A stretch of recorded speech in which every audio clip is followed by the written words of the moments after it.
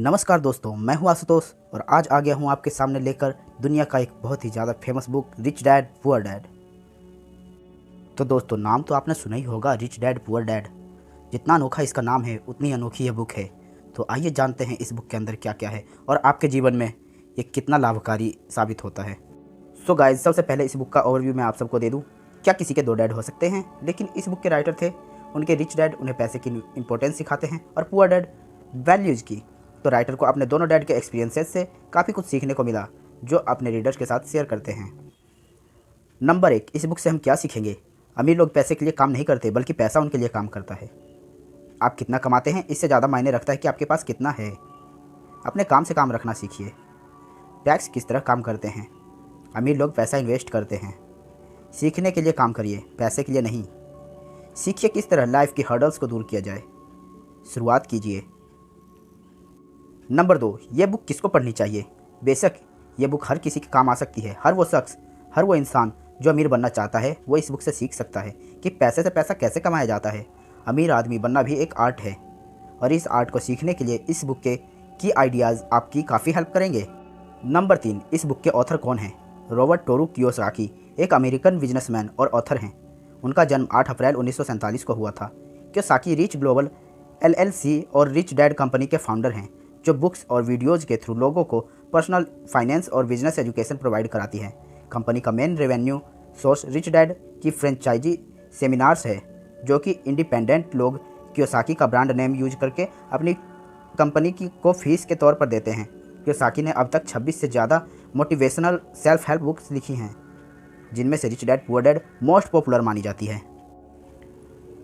तो दोस्तों, आइए शुरू करते हैं रॉबर्ट कियोसाकी की rich dad poor dad. Robert Kiyosaki जो इस किताब के लेखक हैं, उनके दो पिता थे। उनके एक पिता जो बहुत पढ़े लिखे PhD होल्डर थे, मगर ज़िंदगी भर गरीब ही रहे और गरीबी में ही मरे, इसलिए रॉबर्ट उन्हें पुअर डैड कहते हैं। वहीं उनके दूसरे पिता बहुत पढ़े लिखे तो नहीं थे, मगर काफ़ी अमीर थे।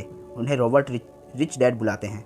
अब ये सोचने वाली बात है कि किसी भी इंसान के एक ही वक्त में दो पिता कैसे हो सकते हैं। उनके गरीब पिता का बस एक ही सपना था कि रॉबर्ट खूब मेहनत से पढ़ाई करने के बाद किसी बड़ी सी कंपनी में नौकरी करके अपना भविष्य सुनिश्चित कर ले।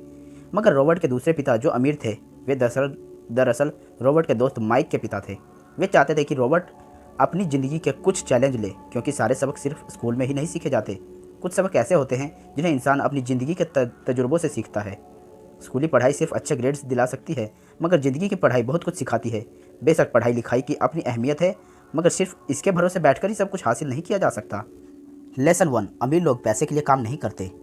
एक बार एक आदमी था जिसके पास एक गधा था। जब भी उसे अपने गधे से कुछ मेहनत करवानी होती थी, तो वह एक गाजर को उसके सामने लटका देता था। उस गाजर को देखते ही गधा उसे खाने के लालच में काम करता चला जाता था। उसे उम्मीद थी कि एक दिन वो गाजर तक पहुंच ही जाएगा। अब ये उस आदमी के लिए तो एक अच्छी तरकीब बन गई, मगर बेचारे गधे को कभी भी वो गाजर नहीं मिल पाई। क्यों? इसलिए कि वो गाजर बस एक छलावा है। बहुत से लोग ठीक उस गधे की तरह होते हैं। वे मेहनत पर मेहनत किए चले जाते हैं, इस उम्मीद में कि एक दिन वो अमीर बन जाएंगे, मगर पैसा उनके लिए महज एक सपना बन के रह जाता है। इस सपने के पीछे भागने से आप उस तक नहीं पहुंच सकते। तो पैसे के लिए काम करने के बजाय पैसे को अपने लिए काम करने दें। जब आप अमीर बनना चाहते हैं तो सिर्फ पैसा कमाने के लिए काम ना करें, क्योंकि जैसे ही हमें अमीर बनने की राह में कदम बढ़ाते हैं, हमारा डर और लालच हम पर हावी होने लगता है कि कहीं हम गरीब के गरीब ही ना रह जाएं। इसी डर से हम और ज़्यादा मेहनत करने में जुट जाते हैं। फिर हमारा लालच हम पर हावी होने लगता है। हम उन सारी खूबसूरत चीज़ों की कल्पना करने लगते हैं जो पैसे से हासिल की जा सकती है। अब यही डर और लालच हमें ऐसे चक्कर में उलझा देती है जो कभी ख़त्म नहीं होता। तो हम अब और मेहनत करते हैं और ज़्यादा कमा सके, और फिर हमारा खर्च भी उसी हिसाब से बढ़ने लगता है।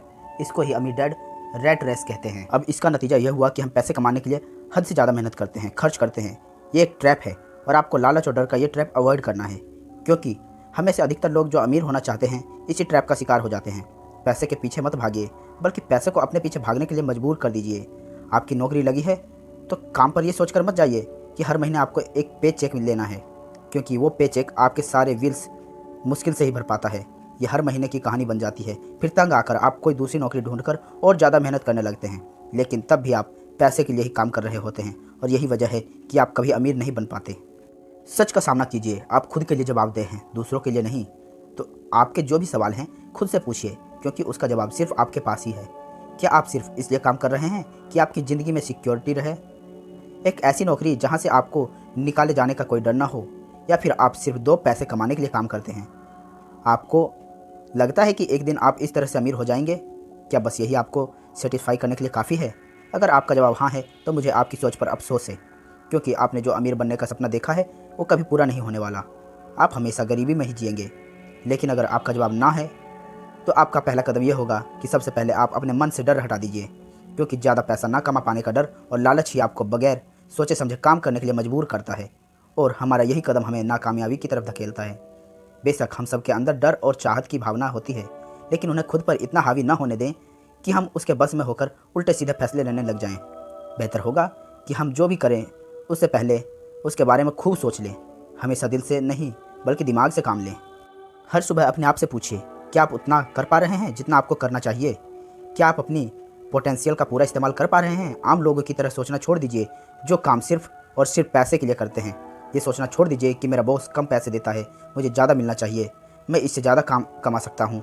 याद रखिए, आपकी परेशानियों के लिए आप सिर्फ जिम्मेदार हैं, कोई और नहीं। बॉस आपकी सैलरी नहीं बढ़ाता तो उसे इल्ज़ाम मत दीजिए, टैक्स को इल्ज़ाम मत दीजिए। जब आप खुद की समस्याओं की जिम्मेदारी लेते हैं तब सिर्फ आप ही उसका हल निकाल सकते हैं। यही वो पहला सबक है जो अमीर डैड ने रॉबर्ट को सिखाया। इस सबक का एक पार्ट ये भी था कि अमीर डैड ने उन्हें एक कन्वीनियंस स्टोर पे काम पे लगा दिया। उन्हें इस काम के कोई पैसे नहीं मिले, वे बस काम करते रहे। इसका फ़ायदा ये हुआ कि वे अपने दिल से काम में लगे रहे और इस दौरान कई नए आइडियाज़ उनके दिमाग में आते रहे। पैसे को अपने पीछे कैसे भगाया जाए, इस बारे में उन्हें कई विचार मिले। उन्होंने देखा कि उस स्टोर की कलर कॉमिक्स बुक के फ्रंट पेज को 2 हिस्सों में फाड़ देती थी। आधा हिस्सा वो रख लेती थी और आधा हिस्सा फेंक देती थी। देर शाम स्टोर में एक डिस्ट्रीब्यूटर आया करता था। वो कॉमिक्स बुक के ऊपरी आधे हिस्से को क्रेडिट के लिए लेता और बदले में नई कॉमिक्स बुक दे जाया करता था। एक दिन उन्होंने उस डिस्ट्रीब्यूटर से पूछा कि क्या वे पुरानी कॉमिक्स बुक ले सकते हैं। वो इस शर्त पर मान गया कि वे उन कॉमिक्स को बेचेंगे नहीं। ये उनके दिमाग में बिजनेस का एक नया आइडिया था। उन्होंने वे पुरानी कॉमिक्स बुक अपने दोस्तों और बाकी बच्चों को पढ़ने के लिए किराए पर देनी शुरू कर दी। बदले में वो हर किताब का 10 सेंट किराया वसूल करते थे। हर किताब सिर्फ 2 घंटे के हिसाब से पढ़ने के लिए दी जाती थी, तो असल मायनों में वे उन्हें बेच नहीं रहे थे। उन्हें उस गैराज पर काम नहीं करना पड़ा जहां वे कॉमिक्स किराए पर देते थे। उन्होंने माइक की बहन को काम पर रखा, जिसके लिए उसे हर हफ्ते $1 दिया जाता। एक ही हफ्ते में उन्होंने $915 कमाए। इस तरह उन्होंने सीखा कि पैसे को खुद के लिए काम करने दो, न कि आप पैसे के लिए काम करो। सबक नंबर 2, फाइनेंशियल लिटरेसी क्यों दिखाई जाए। 1923 में एजवाटर बीच होटल शिकागो में एक मीटिंग हुई। दुनिया के बहुत से लीडर और बेहद अमीर बिजनेसमैन इस मीटिंग का हिस्सा बने। इनमें से बहुत बड़ी स्टील कंपनी का मालिक चार्ल्स शवाब और समुएल इंसूल, उस वक्त के लार्जेस्ट यूटिलिटी प्रेसिडेंट, और बाकी कई बड़े बिजनेसमैन। इस मीटिंग के 25 साल बाद इनमें से कई लोग गरीबी में मरे, कुछ ने खुदकुशी कर ली थी और कईयों ने तो अपना दिमागी संतुलन खो दिया था। असल बात तो यह है कि लोग पैसा कमाने में इतने मशगूल हो जाते हैं कि वो खास बात सीखना भूल जाते हैं कि पैसे को रखा कैसे जाए। आप चाहे जितना मर्जी पैसा कमा ले, उसे बनाए रखना असली बात है। और अगर यह हुनर आपने सीख लिया तो आप किसी भी आड़े टेढ़े हालात का सामना आसानी से कर लेंगे। लॉटरी में मिलियन जीतने वाले लोग कुछ सालों तक तो मज़े से जीते हैं, मगर फिर वापस उसी पुरानी हालात में पहुंच जाते हैं। अधिकतर लोगों के सवाल होते हैं कि अमीर कैसे बने या अमीर बनने के लिए क्या करें। इन सवालों के जवाब अधिकतर लोगों को निराशा ही होती है, मगर इसका सही जवाब होगा कि सबसे पहले आप फाइनेंशियल लिटरेट बनना सीखिए। देखिए, अगर आपको एम्पायर स्टेट बिल्डिंग खड़ी करनी है तो सबसे पहले आपको एक गड्ढा खोदना पड़ेगा, फिर उसके लिए एक मजबूत नींव रखनी पड़ेगी। लेकिन अगर आपको एक छोटा सा घर बनाना है तो एक 6 इंच कंक्रीट स्लैब डालकर भी आपका काम चल जाएगा। मगर अफसोस तो इस बात का है कि हम में से ज़्यादातर लोग 6 इंच स्लैब पर एक एम्पायर स्टेट बिल्डिंग खड़ी करना चाहते हैं, और वे ऐसा करते भी हैं, तो जाहिर है कि बिल्डिंग टूटेगी ही। गरीब डैड रॉबर्ट से यही चाहते थे कि खूब पढ़ाई करे, लेकिन अमीर डैड उसे फाइनेंशियली लिटरेट बनाना चाहते थे। ज़्यादातर स्कूल सिस्टम बस घर बनाना सिखाते हैं, मजबूत फाउंडेशन नहीं। स्कूली शिक्षा और पढ़ाई अपनी अहमियत है, मगर असल ज़िंदगी में यही सब कुछ नहीं है। लायबिलिटीज़ और एसेट्स के बीच फ़र्क समझें और एसेट्स खरीदें। सुनने में बड़ी आसान बात लगती है, लेकिन यही एक रूल है जो आपको अमीर बनाने में मदद करेगा। अक्सर गरीब और मिडिल क्लास लोग लायबिलिटीज़ को एसेट्स समझ लेते हैं, मगर अमीर जानता है कि असल में एसेट्स क्या होते हैं और वह वही खरीदता है। अमीर डैड किस प्रिंसिपल में यकीन रखते हैं, जिसका नाम है कीप इट सिंपल स्टूपिड। उन्होंने लेखक और उसके दोस्त माइक को यही सिंपल बात सिखाई, जिसकी बदौलत वे इतने मजबूत फाउंडेशन रखने में कामयाब रहे। इस सीख की यही सिंपल बात है कि लायबिलिटीज़ और एसेट्स के बीच फ़र्क समझें और एसेट्स खरीदें। लेकिन अगर ये इतना सिंपल है तो हर आदमी अमीर होता है ना। मगर हाँ, यहाँ मामला उल्टा है। ये दरअसल इतना सिंपल है कि हर कोई इस बारे में सोचता तक नहीं है। लोगों को लगता है कि उन्हें लायबिलिटीज़ और एसेट्स के बीच फ़र्क पता है, मगर उन्हें सिर्फ लिटरेसी के बारे में मालूम है, फाइनेंशियल लिटरेसी के बारे में नहीं। PDF में कुछ ड्राइंग्स दी गई है जिसका मदद भी अमीर डैड ने एसेट्स और लायबिलिटीज़ के बीच फ़र्क समझाने के लिए किया था। एसेट्स का कैश फ्लो पैटर्न कुछ इस तरह होता है। Income statement, balance sheet. Income statement को प्रॉफिट और लॉस का स्टेटमेंट मानकर चलना चाहिए। इसका सिंपल सा मतलब है इनकम की आपके पास कितना पैसा आया और एक्सपेंस है कि आपके पास कितना पैसा खर्च हुआ। बैलेंस शीट एसेट्स और लायबिलिटीज़ के बीच बैलेंस बताती है। बहुत से पढ़े लिखे अकाउंटेंट्स को भी ये बात पता नहीं होता कि आखिर बैलेंस शीट और उसका इनकम स्टेटमेंट कैसे एक दूसरे से जुड़ा होता है। लायबिलिटीज़ में कैश फ्लो कुछ ऐसा होगा, इनकम स्टेटमेंट, बैलेंस शीट। अब ये चार्ट देखने में बहुत सिंपल है, इसे आसानी से लोगों को समझाया जा सकता है। एसेट्स वे चीज़ें होती हैं जो आपके लिए पैसा कमाने का काम करती है। मान लो आप एक कोई घर खरीद कर उसे किराए पर देते हैं, तो उसी किराए से आप वो लोन भी चुका सकते हैं जो आपने घर खरीदने के लिए लिया था। अब घर भी आपका हुआ और उससे मिलने वाला किराया भी। इसके उलट लायबिलिटीज़ आपकी जेब से पैसा खर्च करवाती है, जैसे कि घर खरीद कर उसमें रहने से आपको कोई किराया नहीं मिलने वाला। तो आप अब समझ गए होंगे कि अगर अमीर बनना है तो एसेट्स खरीदिए और गरीब ही रहना है तो लायबिलिटीज़। अमीर लोगों के पास ज़्यादा पैसा इसलिए होता है कि वे इस प्रिंसिपल पर यकीन करते हैं। वहीं दूसरी तरफ गरीब लोग इस प्रिंसिपल को ठीक से समझ नहीं पाते, इसलिए वो इस बात पर जोर दिया जा रहा है कि सिर्फ लिटरेट नहीं बल्कि फाइनेंशियल लिटरेट बनिए। सिर्फ नंबर से कुछ नहीं होता, फ़र्क तो तब पड़ता है जब आप अपनी कहानी खुद लिखें। अधिकतर परिवार में ये देखा जाता है कि जो मेहनती होता है उसके पास पैसा भी ज़्यादा होता है, मगर उसका फ़ायदा क्या जब सारा पैसा लायबिलिटीज़ में ही खर्च हो जाए। अब देखिए यह एक मिडिल क्लास का कैश फ्लो है। Income statement, balance sheet. ये चार्ट दिखाता है कि मिडिल क्लास आदमी अपना पैसा किस तरह खर्च करता है, और अगर यही उनका तरीका रहता है तो सारी ज़िंदगी में मिडिल क्लास ही बनकर रहते हैं, या क्या पता उससे भी नीचे चले जाएं, क्योंकि आप देख सकते हैं कि उनका सारा पैसा लायबिलिटीज़ में ही खर्च हो रहा है। कभी मॉर्टेज, कभी rent, car loan, house loan, credit card का बिल, फीस और भी ना जाने क्या क्या, उनकी सारी कमाई इसमें ही खर्च हो जाती है। दूसरी ओर गरीब लोग हैं जिनकी कोई लायबिलिटीज़ तो नहीं है, मगर उनके कोई एसेट्स भी नहीं होते। वे भी पैसा कमाते हैं, सैलरी पाते हैं, मगर हर रोज़ के खर्चों में उनका सारा पैसा उड़ जाता है। माना एक गरीब आदमी $1000 कमाता है, उसमें से $300 वो अपने छोटे से घर के किराए में खर्चता है, $200 उसके आने जाने का किराया, $200 टैक्स और $200 खाने और कपड़ों में खर्च हो जाता है। अब उसके पास बचा क्या? कुछ भी नहीं। और कभी कभी तो उधार लेकर काम चलाना पड़ता है, जिससे वो और गरीब हो जाता है। इसके उलट अमीर एसेट्स खरीद कर रखते हैं, फिर उनके वो एसेट्स उन्हें और पैसा कमा कर देते हैं। उनकी कमाई इस तरह 2 से 4, 4 से 8 होती जाती है। अधिकतर लोग दिमाग से काम लेते हैं। वे घर लोन पर लेकर उसे किराए पर लगा देते हैं। बिना मेहनत के हर महीने किराया मिलता है, जिससे वे अपना लोन भी चुकता कर लेते हैं। मानिए कि लोन की इंस्टॉलमेंट $1 है, तो ये अपने घर का $2 किराया वसूल करेंगे, $1 बैंक को देंगे, $1 अपनी जेब में। तो हो गया ना ये बिना मेहनत के पैसे कमाना। तो असल में अमीर डैड और गरीब डैड के बीच बस सोच का फासला है। अपना पैसा कैसे खर्चिए, सिर्फ यही मुद्दे की बात है और कुछ नहीं। 1960 के दिनों में अगर बच्चों से पूछा जाता था कि वे बड़े होकर क्या बनेंगे, तो सबके पास यही जवाब होता था कि वे अच्छे ग्रेड्स लाएंगे और डॉक्टर बनेंगे। तब सबको यही लगता था कि अच्छे ग्रेड्स लेकर बहुत पैसा कमा सकेंगे। हालांकि उनमें से बहुत से बच्चे आज बड़े होकर डॉक्टर बन चुके हैं। बावजूद इसके उनमें से काफ़ी लोग आज भी फाइनेंशियली स्ट्रगल करते नजर आएंगे, क्योंकि उन्हें हमेशा यही लगता था कि ज़्यादा पैसा कमाने से उनकी सारी परेशानियाँ दूर हो जाएंगी। मगर आज के दौर में ऐसा नहीं है।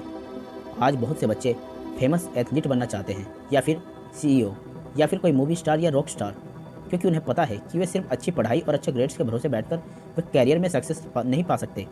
आजकल फाइनेंशियल नाइटमेयर बहुत आम हो गया है। अक्सर नई शादीशुदा जोड़े सोचते हैं कि उनकी सैलरी अब डबल हो जाएगी, क्योंकि दोनों जने कमा रहे हैं। एक छोटे घर में रहते हुए वे अब बड़े घर का सपना देखने लगते हैं, इसलिए वे पैसा बचाना शुरू कर देते हैं। इसकी वजह से उनका सारा ध्यान सिर्फ अपना करियर बनाने पर होता है। उनकी कमाई बढ़ने लगती है तो जाहिर है उसी हिसाब से खर्चे भी। अब जब फाइनेंशियली लिटरेट हुए बिना पैसा बनाते हैं या फिर बिना सोचे समझे उसे खर्च करते हैं, तो होता यह है कि आप सबसे पहले से भी ज़्यादा खर्च करने लगते हैं। ये एक ऐसा चक्कर है जो फिर चलता ही रहता है। नए जोड़े ने अब इतना पैसा कमा लिया कि वे एक बड़ा घर खरीद सके। उन्हें तो यही लगेगा कि अब थोड़े अमीर हो गए हैं, मगर असलियत तो यह है कि बड़े घर के साथ उन्होंने नई लायबिलिटीज़ भी खरीद ली हैं। उनके कैश फ्लो में अब प्रॉपर्टीज़ टैक्स का खर्च बढ़ जाएगा। अब उन्हें नई गाड़ी भी चाहिए, फर्नीचर भी, सब कुछ नया। उनकी लायबिलिटीज बढ़ती ही चली जा रही है, और ज़्यादातर होता यही है कि इनकम के साथ साथ खर्चे भी बढ़ने लगते हैं। फिर एक दिन अचानक इस सच्चाई का खुलासा होता है, मगर तब तक हम इस रेट रेस में बुरी तरह फंस चुके होते हैं। फिर ऐसे ही लोग हमारे लेखक रॉबर्ट के पास आकर पूछते हैं कि अमीर कैसे बना जाए। अब यही सवाल तो मुसीबत की जड़ है, क्योंकि सबको लगता है कि पैसा ही हर चीज़ का इलाज है। यह मानना ही एक बड़ी गलती है। उनकी समस्या ये नहीं कि वे ज़्यादा नहीं कमा रहे, बल्कि ये है कि जो कुछ उनके पास है उसे हैंडल कैसे करें। एक कहावत है जो जहाँ पर लागू होता है, जब तुम खुद को एक गहरे गड्ढे में पाओ तो और खोदना छोड़ दो।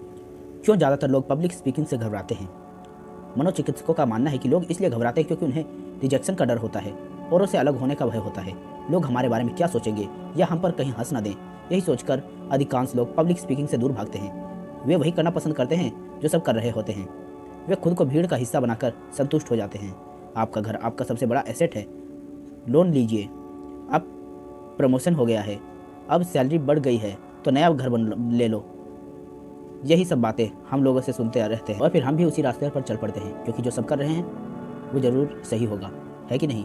मगर नहीं, ऐसा बिल्कुल नहीं है। अमीर डैड ने कहा है कि जापानीज लोग 3 चीज़ों की ताकत जानते थे: तलवार, कीमती जवाहरात और शीशा। तलवार वाजों की ताकत का प्रतीक है, कीमती जवाहरात पैसे की ताकत का, और शीशा खुद के अंदर छुपी हुई ताकत को दिखाता है।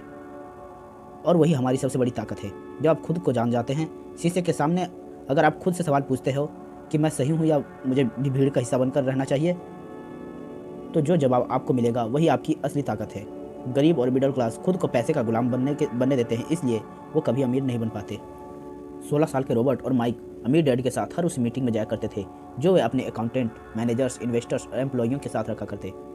यहाँ एक ऐसे अमीर डैड को देखने को मिलता है जो पढ़े लिखे नहीं हैं, जिन्होंने 13 साल में स्कूल जाना छोड़ दिया था, मगर आज वो मीटिंग्स रखते हैं, अपने नीचे काम करने वाले पढ़े लिखे लोगों को ऑर्डर देते हैं, उन्हें बिजनेस के टिप्स समझाते हैं। एक ऐसा इंसान जो भीड़ का हिस्सा नहीं बना, जिसने रिस्क लिया और जिसने लोगों की परवाह नहीं की, जिससे डर नहीं था कि लोग उसके बारे में क्या सोचेंगे।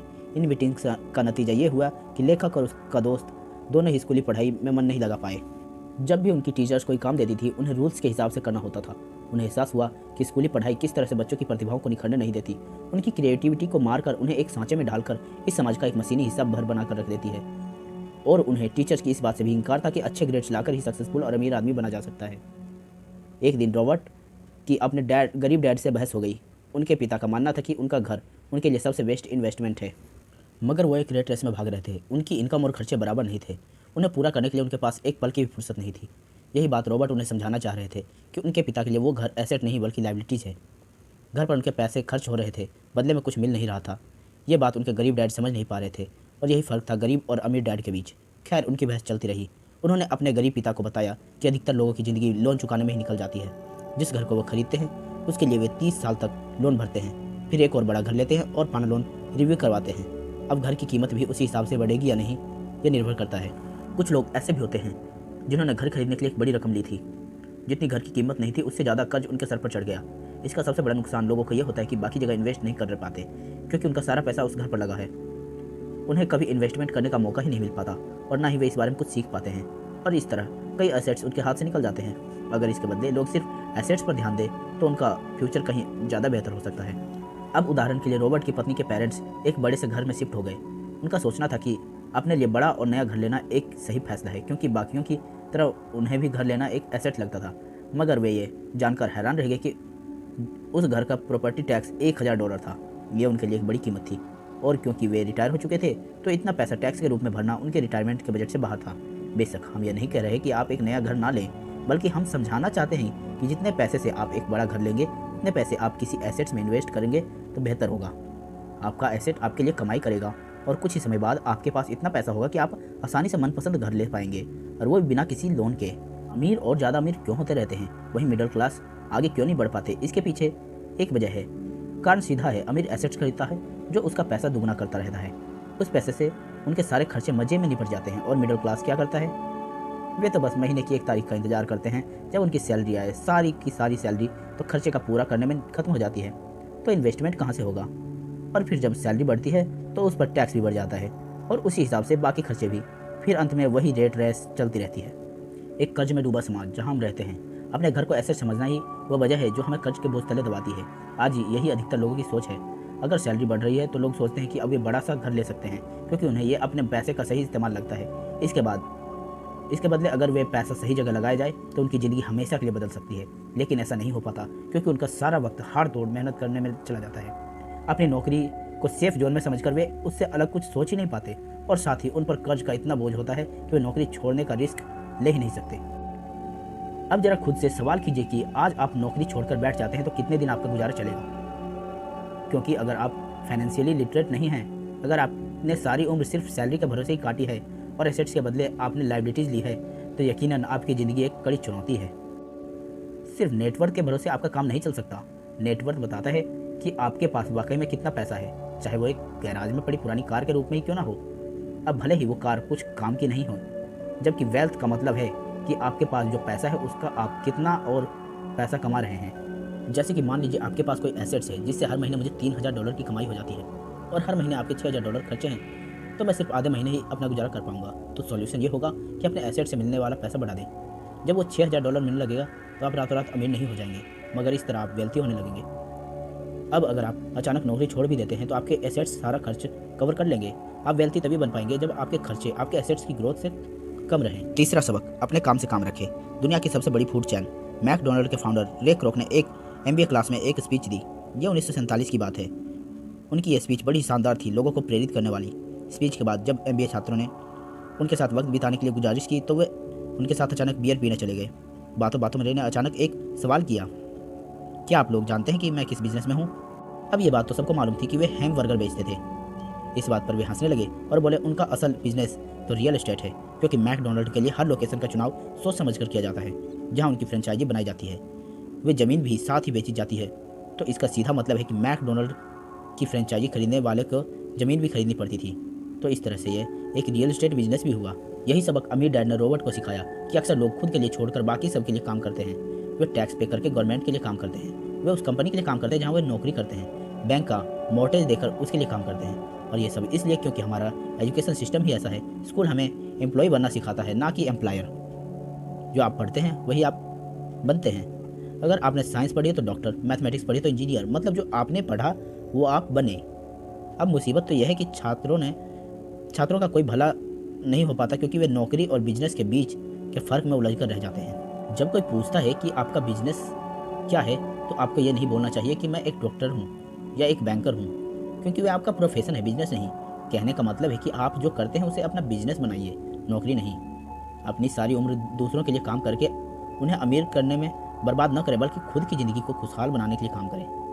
बहुत से लोगों को इस बात का एहसास बड़ी देर से होता है कि उनका हाउस लोन उनकी जान ले रहा है, और फिर उन्हें लगता है कि ये वे एसेट मानने की गलती कर रहे थे। दरअसल कभी एसेट था ही नहीं। जैसे उन्होंने कार ली तो उससे जुड़े तमाम खर्चे उनके लिए लायबिलिटीज़ बन गए। उन्हें पूरा करने के लिए नौकरी ज़रूरी है, और अगर कभी वो सेफ जॉब उनके हाथ से निकल गई तो उनकी मुसीबतें तो शुरू हो जाती हैं। इसलिए हम एसेट कॉलम पर इतना जोर दे रहे हैं, ना कि आपकी इनकम कॉलम पर। और फाइनेंशियली सिक्योर होने का यही सही तरीका है। आप कितने अमीर हैं ये जानने का सही तरीका नेटवर्थ इसलिए नहीं है क्योंकि जब आप अपने एसेट्स बेचते हैं तो उन पर भी टैक्स लगता है। आपको उतना पैसा नहीं मिलता जितना आप सोचते हैं। आपके बैलेंस शीट के हिसाब से आपको जितना भी पैसा मिलेगा उस पर भी आपको टैक्स देना पड़ेगा। जो आप कर रहे हैं उसे एकदम मत छोड़िए। ये किताब आपको कभी भी ये सलाह नहीं देगी। अपनी नौकरी करते रहिए, साथ ही साथ एसेट्स भी जमा कीजिए। और एसेट्स से मेरा मतलब है सही और असली मायने में एसेट। मैं ये नहीं कहूँगा कि आप कोई कार लीजिए, क्योंकि मेरी नज़र में ये एसेट नहीं है, क्योंकि जैसे ही आप उसे चलाना शुरू करते हैं वो अपनी कीमत का 25% खो देती है। जितना हो सके खर्चे में कटौती करें और लायबिलिटीज़ घटाएं। अब किस तरह से एसेट खरीदना चाहिए, यहाँ हम आपको कुछ उदाहरण देते हैं। ऐसा बिजनेस जहाँ आपकी मौजूदगी ज़रूरी ना हो, जो दूसरे लोग आपके लिए चलाएं, क्योंकि आप वहाँ ज़्यादा वक्त देंगे तो बिजनेस नहीं नौकरी होगी। रियल एस्टेट में पैसा लगाएं, स्टॉक और ब्रांड खरीदें। जब एसेट खरीदें तो अपनी पसंद की चीज़ों पर पैसा लगाएं, क्योंकि आपका मन होगा तभी आप उसमें ध्यान दे पाएंगे। अगर आप उसमें आपकी रुचि होगी तो आप उसे बेहतर समझ पाएंगे। रॉबर्ट को रियल एस्टेट और स्टॉक्स में रुचि थी, खासकर छोटी कंपनियों में इन्वेस्ट करना। अपने अमीर डैड की सलाह पर उसने अपनी नौकरी कभी नहीं छोड़ी। वे जॉब करता रहा, साथ ही अपने एसेट कॉलम को बड़ा करता रहा, मजबूत बनाता चला गया। एक पैसा भी जो आप कमा सकते हैं उसे बेकार न जाने दें। अपने पैसे को अपना गुलाम मानकर चलिए, जो आपके लिए काम करे।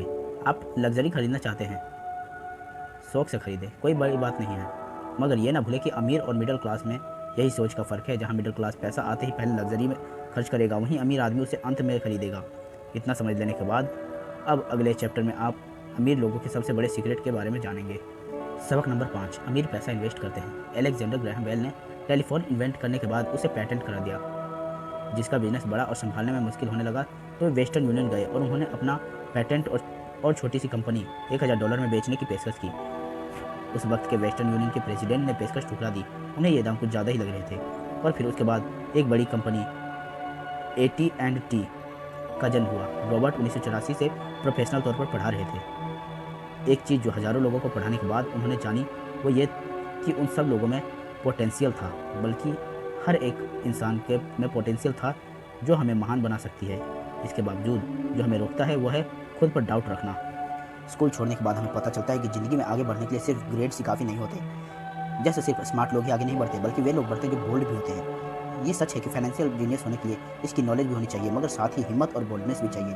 ज़्यादातर लोग पैसे के मामले में कोई रिस्क नहीं लेना चाहते, मगर अमीर होने के लिए आपको रिस्क लेना ही पड़ेगा, क्योंकि हो सकता है आने वाले सालों में एक नया बिल गेट्स पैदा हो जाए या अगला अलेक्जेंडर ग्राहम बेल, और बाकी शायद दिवालिया बनकर गरीब भी हो जाए।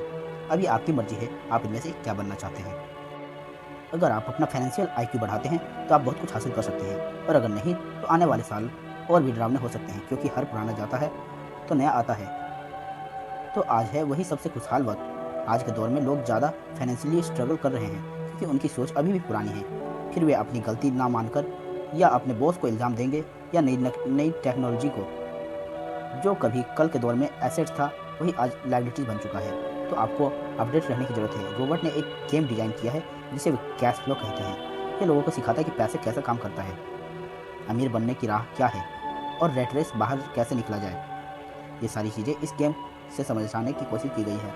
एक दिन एक औरत आई। गेम खेलने के दौरान उसने एक बोट कार्ड जीता, जिसका मतलब था कि उसने उस गेम में एक बोट जीती, और औरत बड़ी खुश थी। मगर तब उसे पता चला कि बोट लेने के लिए उसे एक बड़ी रकम टैक्स भरनी होगी, जो उसकी खुशी गायब हो गई। वो बोट उसके लिए अब एसेट नहीं बल्कि लायबिलिटीज बन गई। उसे अब पता चला कि ऐसे तो वो बोट उसकी जान ही ले लेगी। उसे ये आइडिया समझ नहीं आ रहा और रिफंड की मांग की। उसे उसके पैसे वापस मिल गए और वो चली गई। मगर बाद में उसने फ़ोन करके बताया कि उसे अब गेम का आइडिया कुछ समझ में आने लगा था। वो उस गेम में अपनी लाइफ को जोड़कर देख पा रही थी।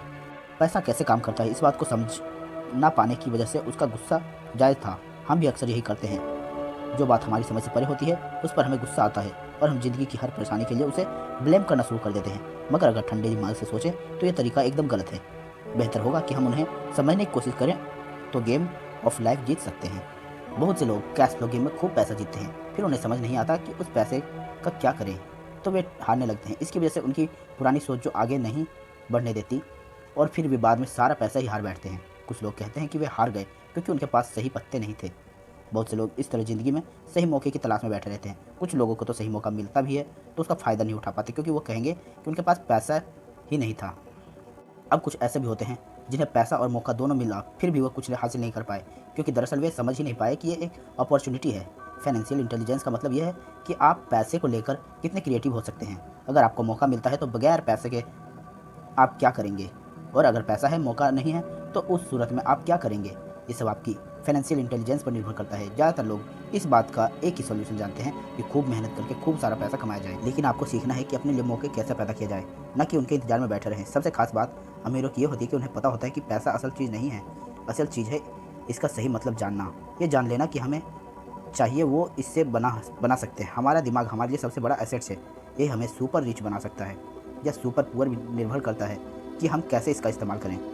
जो लोग सफल हैं उनके साथ कदम मिलाकर चलना है, तो आपको सीखना ही पड़ेगा कि पैसा बढ़ाने की चाहत खुद में पैदा कैसे करें। आपको अपने सबसे बड़े एसेट यानी आपके दिमाग को इन्वेस्ट करने की ज़रूरत है। आपको फाइनेंशियली इंटेलिजेंट होना पड़ेगा। आइए इसका एक उदाहरण समझें। 1990 के एक दशक में एरिजोना और फोनिक्स के आर्थिक हालात बुरे चल रहे थे। वहाँ के लोगों को हर महीने $100 बचाने की सलाह दी जाती थी। बुरे वक्त के लिए पैसा जब बचाने की विचार कुछ हद तक सही भी थी, मगर उनके पैसे का क्या फ़ायदा जो आप जमा करते चले जाते हैं, जिससे तो अच्छा होगा कि कुछ हिस्से इन्वेस्ट किया जाए और आगे चलकर आपको फ़ायदा दे। खैर, बात करते हैं एरिजोना और फोनिक्स के लोगों को की जो आर्थिक तंगी से जूझ रहे थे। ऐसे में इन्वेस्टर को एक बढ़िया मौका मिल गया। लोग जो अपनी प्रॉपर्टी अपने पौने दामों में बेच रहे थे, वो कई इन्वेस्टर्स ने हाथों हाथ खरीद ली।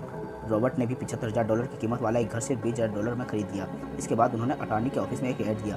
$75,000 वाला घर सिर्फ $60,000 में लेने के लिए ग्राहक टूट पड़े। रॉबर्ट का फ़ोन बजना बंद नहीं हो रहा था। यह पैसा उनको उस एसेट से मिल रहा था जो उन्होंने प्रॉमिसरी नोट के रूप में ग्राहक से लिया था, और उन्हें यह पैसा कमाने में केवल 5 घंटे लगे। उन्होंने $40,000 इन्वेस्ट किए, वो उसके कॉलम ऑफ एसेट्स में क्रिएटर हुए, और बगैर टैक्स के उन्होंने अचानक ही मिले एक मौके का फ़ायदा उठाकर ये पैसे क्रिएट अपने इनकम कॉलम में ऐड कर लिए। कुछ सालों बाद ही उनके इस बिज़नेस ने इतना पैसा क्रिएट किया कि उनकी कंपनी की कार, गैस, इंश्योरेंस क्लाइंट्स के साथ डिनर, ट्रिप और बाकी सारी चीज़ें कवर हो गई। जब तक गवर्नमेंट उन पर खर्चों पर टैक्स लगाती, इनमें से ज़्यादा चीज़ें प्री टैक्स एक्सपेंसेस में खर्च हो चुकी थी। कुछ सालों बाद ही जो घर $60,000 में बिक रहा था, अब वो $1,10,000 का था। अभी भी उनके पास कुछ मौके ऐसे थे, मगर वे इतने कम थे कि उनके लिए रॉबर्ट एक वैल्यूएबल एसेट लगाना पड़ता और अपना वक्त भी। तो वे आगे बढ़ गए। उन्हें अपने मौके की तलाश करनी थी। अब आप एक सवाल खुद से कीजिए, मेहनत करना भी बहुत मेहनत का काम है। 50% टैक्स भरिए और बाकी बचाइए। अब वो सेविंग्स आपको 5% इन्वेस्ट कर देंगी और फिर उस पर भी आप और टैक्स भरें। इससे तो अच्छा होगा अपना पैसा और टाइम अपने पास पावरफुल एसेट यानी अपने दिमाग पर इन्वेस्ट करें और फाइनेंशियल इंटेलिजेंट बने। ये दुनिया कभी ऐसी नहीं रहती, जो आज है कल नहीं होगा। कभी मंदी तो कभी तेजी का दौर चलता रहेगा। वक्त के साथ टेक्नोलॉजी और बेहतर होती चली जाएगी। आज मार्केट ऊपर है तो कल नीचे होगा। खासकर स्टॉक मार्केट तो हर रोज़ बदलता रहता है, मगर इससे आपको क्या फ़र्क पड़ेगा अगर आप फाइनेंशियल इंटेलिजेंट है तो, क्योंकि आप तो हर हालात के लिए तैयार रहेंगे। आपको ज़िंदगी में बेशुमार मौके मिलेंगे जहां आप अपनी फाइनेंशियल इंटेलिजेंट का फ़ायदा उठाकर ज़रूरत है तो बस मौके को लपकने की। अमूमन हम दो तरह इन्वेस्टर देख सकते हैं। पहले वो जो पैकेज इन्वेस्टमेंट खरीदते हैं और ये काफ़ी आसान और बगैर झंझट का काम है। दूसरे इन्वेस्टर अपने लिए खुद ही इन्वेस्टमेंट क्रिएट करते हैं। इनको आप प्रोफेशनल भी कह सकते हैं। जितना ये इन्वेस्ट करते हैं उससे कई गुना ज़्यादा पैसा बना लेते हैं। अब अगर आप इस तरह के इन्वेस्टर बनना चाहते हैं तो आपको खास तौर पर इन 3 स्किल्स को समझने की ज़रूरत है। नंबर 1, ऐसी अपॉर्चुनिटी ढूंढिए जो बाकी ना ढूंढ सकते हों। याद रखिए, आपकी दिमाग वो देख सकता है जो बाकियों की आंख भी ना देख पाए। नंबर 2, पैसा बढ़ाइए। जब पैसे की ज़रूरत पड़े, मिडिल क्लास केवल बैंक जाता है, मगर दूसरे टाइप के इन्वेस्टर पैसा बढ़ाकर कैपिटल रेज करते हैं। उन्हें हमेशा बैंक की ज़रूरत नहीं पड़ती। नंबर 3, स्मार्ट लोगों को ऑर्गेनाइज कीजिए। इंटेलिजेंट लोग वो होते हैं जो अपने से ज़्यादा स्मार्ट लोगों के साथ मिलकर काम करते हैं। इसलिए इन्वेस्टमेंट करने से पहले अपने इन्वेस्टमेंट एडवाइज़र को चुनें। मुझे मालूम है कि ये सब आपके लिए कुछ ज़्यादा है, मगर इसके रिवार्ड्स जानकर शानदार होते हैं। ज़िंदगी में रिस्क बहुत है, लेकिन उन्हें हैंडल करना सीखकर ही आप अमीर बन पाएंगे। सबक नंबर 6, सीखने के लिए काम करें, पैसे के लिए नहीं। एक बार एक जर्नलिस्ट ने रॉबर्ट का इंटरव्यू लिया। रॉबर्ट उसके लिए आर्टिकल पहले ही पढ़ चुके थे और उस जर्नलिस्ट के लिखने की स्टाइल से बेहद प्रभावित थे। इंटरव्यू जब पूरा हुआ तो उस जर्नलिस्ट ने रॉबर्ट को बताया कि वह एक मशहूर लेखिका बनकर उनकी ही तरह एक दिन फेमस होना चाहती है। रॉबर्ट ने उनसे पूछा, तो ऐसा क्या है जो मशहूर होने से रोक रहा है? इस सवाल के जवाब में उस जर्नलिस्ट ने कहा, उनकी जॉब आगे नहीं बढ़ पा रही है। इस पर रॉबर्ट ने सुझाव दिया कि उस जर्नलिस्ट को कोई सेल्स क्लास ज्वाइन करनी चाहिए। जर्नलिस्ट ने बताया कि उनकी एक दोस्त उन्हें पहले ही यह ऑफ़र दे चुकी है, मगर उन्होंने ये छोटा सा काम लगता है। वो ये भूल गई थी कि रॉबर्ट खुद भी कभी सेल्स स्कूल जा चुके थे। इस बात का पॉइंट ये है कि आपके पास कोई टैलेंट है जिसके दम पर आप कुछ पैसा कमाना चाहते हैं, तो आपका टैलेंट काफ़ी नहीं होगा, क्योंकि ये उस टैलेंट को कैसे बनाया जाए, जब तक आप ये नहीं जानते तब तक आपका टैलेंट यूँ ही बेकार है। जब तक आप उसे लोगों के सामने पेश करने का हुनर नहीं सीख जाते, आप कुछ नहीं कमा सकते। तो बेचने की कला सीखने में कोई शर्म की बात नहीं होती। किसी भी सेल्समैन को इसके लिए शर्मिंदा नहीं होना चाहिए। एक जो सबसे बड़ा फ़र्क अमीर डैड और गरीब डैड के बीच था, वो ये गरीब डैड हमेशा सिर्फ नौकरी की चिंता करते थे कि जॉब हमेशा सिक्योर रहे, क्योंकि एक सेफ जॉब ही उनके लिए सब कुछ थी। जबकि अमीर डैड हमेशा सिर्फ और सिर्फ कुछ सीखने पर जोर देते थे। अमीर बनने के लिए आपको बहुत कुछ सीखना पड़ता है। इसके अलग पहलू को देखिए। जो स्कूल हमें रिवार्ड करते हैं किसी एक ही खास चीज़ में महारत के लिए। इसका एक उदाहरण देखिए। जब डॉक्टर मास्टर की डिग्री लेते हैं तो उसके बाद किसी एक स्पेशल फील्ड में डॉक्टरेट करते हैं, जैसे कि पीडियाट्रिक या कुछ और। मतलब एक ऐसे छोटे विषय पर उन्हें बहुत पढ़ना पड़ता है उस फील्ड में महारत के लिए, और यही उनका रिवार्ड होता है। ऐसे ही बहुत कुछ जानने के लिए जो थोड़ा बहुत आप सीखते हैं, वो नॉलेज तभी आएगी जब आप अलग अलग कंपनियों के लिए काम करेंगे, दुनिया की अलग अलग चीज़ों को जानेंगे, चीज़ें कैसे काम करती हैं, ये सभी बातें अनुभव करेंगे, तभी आपको नॉलेज बढ़ेगी। शायद यही वह वजह है अमीर डैड और छोटे रॉबर्ट और माइक को अपने साथ लेकर जाते थे जब वे अपने डॉक्टर, अकाउंटेंट्स, लॉयर या किसी प्रोफेशनल से मिलने जाते थे। रॉबर्ट ने मैरीन कॉर्प्स ज्वाइन करने के लिए अपनी हाई पॉइंट जॉब छोड़ी तो उसके गरीब मगर पढ़े लिखे पिता समझ नहीं पा रहे थे कि आखिर रॉबर्ट ने ऐसी शानदार नौकरी छोड़ क्यों दी। वे एक तरह से इस फैसले से सख्त निराश हुए। रॉबर्ट ने उन्हें समझाने की हर मुमकिन कोशिश की कि उनका ऐसा करना क्यों ज़रूरी था, मगर उन्हें यह बात हजम नहीं हो रही थी। रॉबर्ट ने उन्हें कहा कि वे सीखना चाहते थे कि खुले आसमान में कैसे उड़े जाएं। उन्हें जानना था कि वर्कर्स की टीम को कैसे हैंडल किया जाए। किसी भी कंपनी को अपने बलबूते पर चलाना कितना मुश्किल काम है। रॉबर्ट ये सब सीखना चाहते थे। वियतनाम से लौटने के बाद रॉबर्ट ने अपनी जॉब से रिजाइन कर दिया और जीरोक्स कॉर्प को ज्वाइन कर लिया। उन्हें यह नौकरी किसी फ़ायदे के लिए नहीं चाहिए थी। वे इतने शर्मीले थे कि किसी के लिए भी कुछ भी बेचने के ख्याल से ही उन्हें पसीना आ जाता था। अपनी इसी कमी को दूर करने के लिए उन्होंने जीरोक्स के सेल्स ट्रेनिंग प्रोग्राम की शिक्षा ली। इसके बाद रॉबर्ट ने खुद अपनी कंपनी की शुरुआत की और अपना पहला शिपमेंट भेजा। वे अगर इसमें नाकामयाब रहते तो पक्का दिवालिया हो जाते, लेकिन उन्होंने यह रिस्क लिया और अपने अमीर डैड की सीख को याद किया। वे बेशक आप 30 की उम्र में इससे पहले ही दिवालिया होने का रिस्क ले सकते हैं, और क्योंकि इस उम्र में आपको रिकवर होने के मौके भी ज़्यादा मिल जाते हैं। ज़्यादातर एम्प्लॉय अपने वर्कर्स को इतना तो पे कर ही देते हैं कि वे काम छोड़ कर ना जाएँ, और ज़्यादातर वर्कर्स भी जी फाड़ कर इसलिए मेहनत करते हैं कि वे काम से निकाले ना जाएँ। इसलिए तो उन्हें सिर्फ अपनी सैलरी और कंपनी से मिलने वाले फ़ायदे से ही मतलब होता है। इस सोच के साथ उनके कुछ साल तो बढ़िया गुजरते हैं, मगर ये लंबे समय तक काम नहीं करता। क्यों ना आप वो सब कुछ अभी सीखें जो आप सीखना चाहते हैं, इससे पहले कि आप कोई एक ख़ास प्रोफेशन अपने लिए क्यों न चुनें। मगर एक बार अपना प्रोफेशन चुन लिया है तो आप हमेशा के लिए उसी से बंध कर रह जाएंगे। फाइनली, अगर आप इस समरी के एंड तक पहुंच गए हैं तो कॉन्ग्रेचुलेसन्स। बहुत ही कम लोग होते हैं जो नॉलेज के ऊपर टाइम इन्वेस्ट करते हैं, वरना आप कहीं और भी तो टाइम वेस्ट कर सकते थे। एनीवेज, हमने यह चैनल इसलिए बनाया है ताकि यहाँ एक मजदूर से लेकर एक करोड़पति बिजनेसमैन तक सब बेस्ट आइडियाज़ सुन रहे हों, अपनी ग्रोथ के साथ साथ इंडिया को भी ग्रो कर रहे हों। तो अगर आपको यह वीडियो वैल्यूएबल लगती है तो चैनल को सब्सक्राइब करें, लाइक करें, कमेंट करें और अपने दोस्तों, अपने सगे संबंधियों के साथ शेयर करें। जल्द ही आपसे दोबारा मिलेंगे एक नई समरी के साथ। जय हिंद, जय भारत।